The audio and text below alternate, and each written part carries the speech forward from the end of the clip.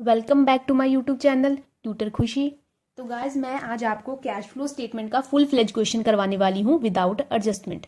इस क्वेश्चन में कोई भी एडजस्टमेंट नहीं है, बहुत इजी है और आपको समझने में भी आसान लगेगा। तो क्या है, हम क्वेश्चन को रीड करना शुरू करते हैं। हमें क्वेश्चन में क्या है, बैलेंस शीट गिवन है केपी टेक की फॉर द ईयर एंडेड 31 मार्च 2019। सबसे पहले ए है इक्विटीज एंड लाइबिलिटीज, 2018 का डाटा है और 2019 का। कैश फ्लो स्टेटमेंट में करंट ईयर का डाटा पहले दिया होता है और प्रीवियस ईयर का बाद में। अगर आपको चेंज देखना है तो चेंज आप इधर से देखेंगे। सबसे पहले है शेयर होल्डर्स फंड और उसके बाद है शेयर कैपिटल। शेयर कैपिटल है 4 लाख से 7 लाख, दैट मीन के शेयर कैपिटल बढ़ गई है।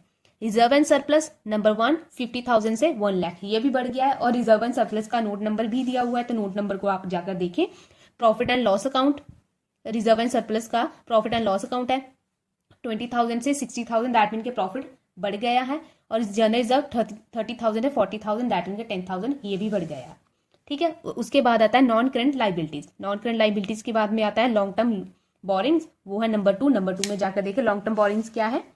ये है नॉन करंट लाइबिलिटीज में 6% डिबेंचर्स आपको गिवन है। 2018 में है 4 लाख और 19 में है 3 लाख। ठीक है, और ये कम हुए हैं bye 1 lakh.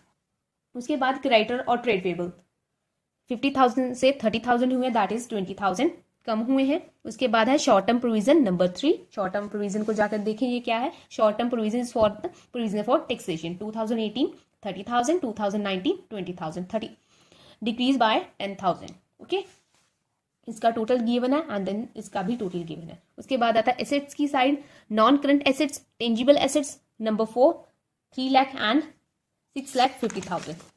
Now note number 4 tangible asset 2018 and 2019. Machinery है 1,50,000 in 2018 and 5,50,000 in 2019. So there is an increase in machinery. Increase in machinery that mean कि हमने क्या है, मशीनरी को बाय किया होगा। उसके बाद furniture 1,50,000 and then 1 lakh, then decrease हुआ है, दैट मीन कि हमने फर्नीचर सेल किया होगा। उसके बाद आता है intangible asset number 5। Intangible asset 1 lakh 2018 and 2019 में है 70,000। जाकर नंबर 5 को जाकर देखिए, number 5 is for goodwill, intangible asset for goodwill. 18 में है 1 लाख और 19 में है 70,000, कम हुई है, दैट मीन कि हमने राइट ऑफ की है। Okay, then current assets inventory 4 lakh and 2,30,000, ये भी कम हुआ है। ट्रेड रिसीवेबल 70,000 1,50,000, ये बड़ा है। उसके बाद आता है कैश एंड कैश इक्विवेलेंट। ये न्यू पॉइंट है, मैंने अभी आपको करवाया नहीं है, इस क्वेश्चन में इसे कवर करवा दूंगी। ठीक है, ये आपका क्वेश्चन है और ये है इसका सोल्यूशन। तो आप इस क्वेश्चन को देखें। कैश फ्लो स्टेटमेंट केपी take particular detail and amount. ठीक है, हमें ऐसे डेटा गिवन होता है, ये इसका फॉर्मेट है। सबसे पहले हम क्या करेंगे, नंबर ए बनाएंगे cash flow from operating activities. सबसे पहले ऑपरेटिंग एक्टिविटीज आती है, उसकी शुरुआत सबसे पहले मैंने आपको बताया था प्रॉफिट या लॉस ऑफ द ईयर से शुरू होती है। हमें देखना है हमें प्रॉफिट गिवन है या लॉस गिवन है। ठीक है, ये हमें कैसे पता चलेगा। रिजर्व एंड सरप्लस में आता है हमारा प्रॉफिट और लॉस। जाकर रिजर्व एंड सरप्लस का नंबर 1 देखा, उसमें क्या है 20,000 था 18 में और 19 में हो गया 60,000, दैट इज बड़ा है तो दैट मीन के प्रॉफिट हुआ है।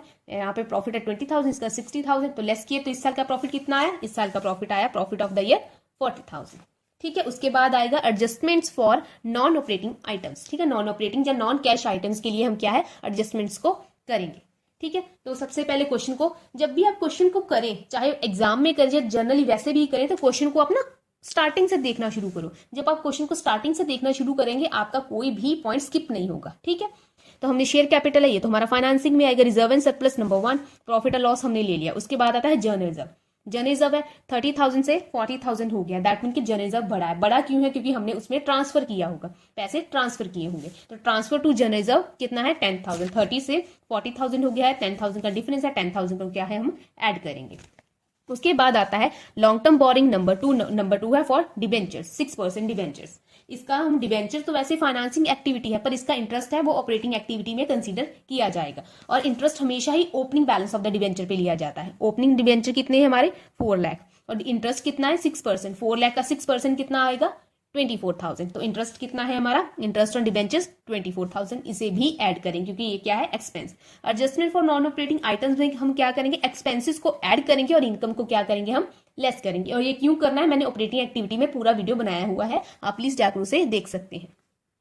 उसके बाद आता है क्रेडिटर। क्रेडिटर तो हमारा वर्किंग कैपिटल चेंजेस में आता है, इसमें नहीं आएगा। उसके बाद शॉर्ट टर्म प्रोविजन नंबर 3 जाकर देखिए। Short term provision for taxation है 30,000 है एंड 20,000 है। अगर आपको प्रोविजन फॉर टैक्सेशन ऐसे गिवन है और इसकी कोई भी और एडजस्टमेंट नहीं है, कोई भी और एडजस्टमेंट आपको गिवन नहीं है, तो आप क्या करोगे, ओपनिंग जो है इसे हम टैक्स पेड मानेंगे, इसे क्या है हम पेड मानेंगे, और इसे हम क्या है प्रोविजन मानेंगे करंट ईयर की। तो इस साल की कितनी प्रोविजन है, अगर आपको ऐसे ही गिवन है 2018 2 साल का डाटा गिवन है, कोई और एडजस्टमेंट नहीं गिवन है, तो हम क्लोजिंग को मेंटेन मानेंगे और ओपनिंग को हम टैक्स पेड मानेंगे। तो हमारी कितनी है प्रोविजन फॉर टैक्सेशन इस साल की 20,000। उसके बाद आता है non current asset tangible assets, तो हमारा आता है इन्वेस्टिंग एक्टिविटी में, ये नहीं आएगा, इसकी कोई एडजस्टमेंट भी गिवन नहीं है। उसके बाद इंटेंजिबल एसेट नंबर 5 जाकर देखिए। इंटेंजिबल एसेट फॉर गुडविल आता है। गुडविल 2018 में था 1 लाख और 19 में हो गया 70,000, that is decrease by 30,000।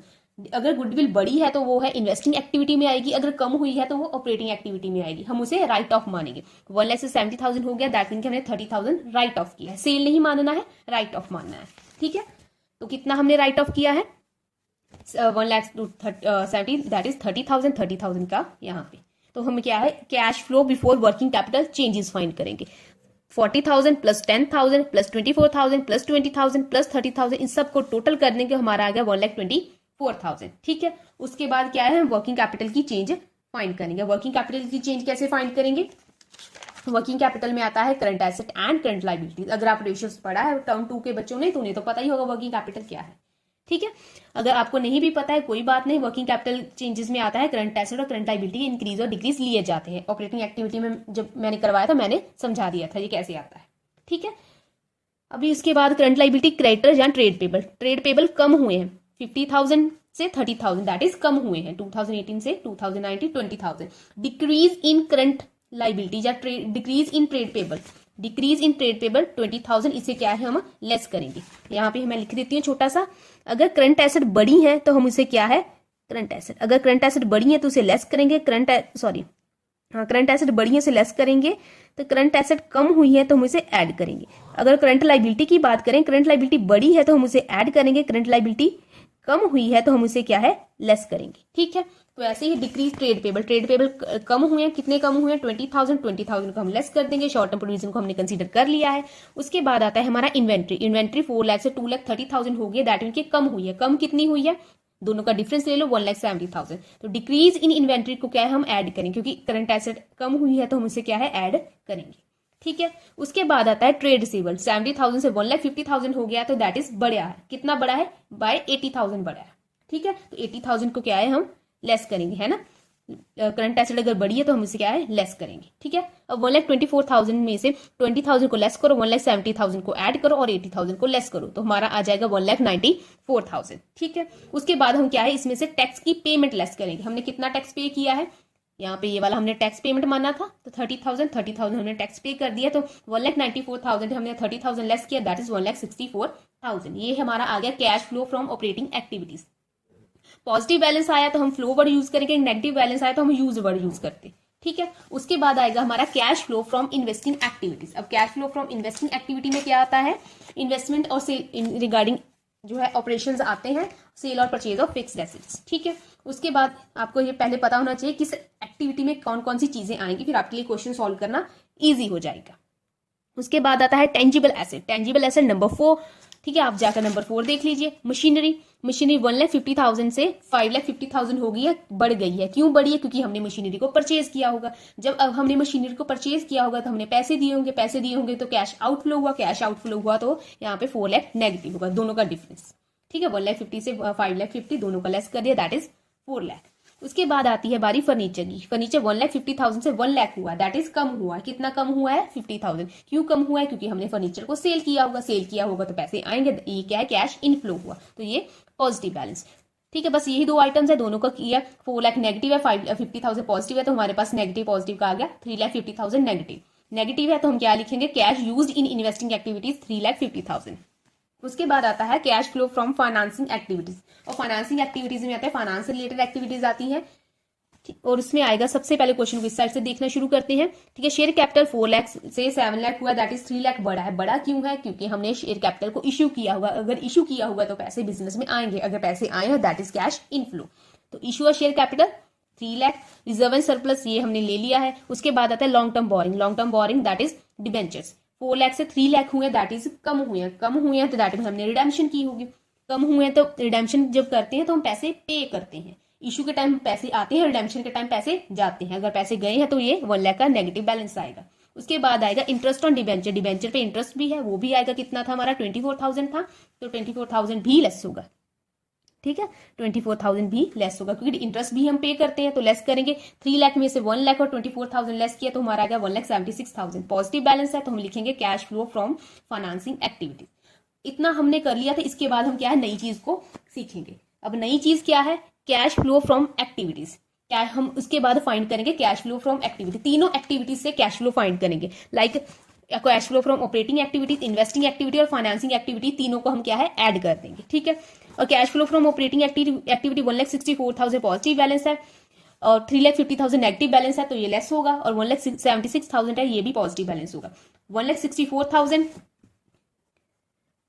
Less 3,50,000 plus 1,76,000। तो ऐसे सॉल्व करेंगे तो हमारे पास आएगा, ठीक है ना, ऐसे सॉल्व करेंगे तो हमारे पास आएगा नेगेटिव का 10,000। तीनों एक्टिविटीज से हमारा नेगेटिव का 10,000 आएगा क्योंकि 1,64,000 1,76,000 दोनों को ऐड करके 3,50,000 हम क्या है, लेस कर देंगे।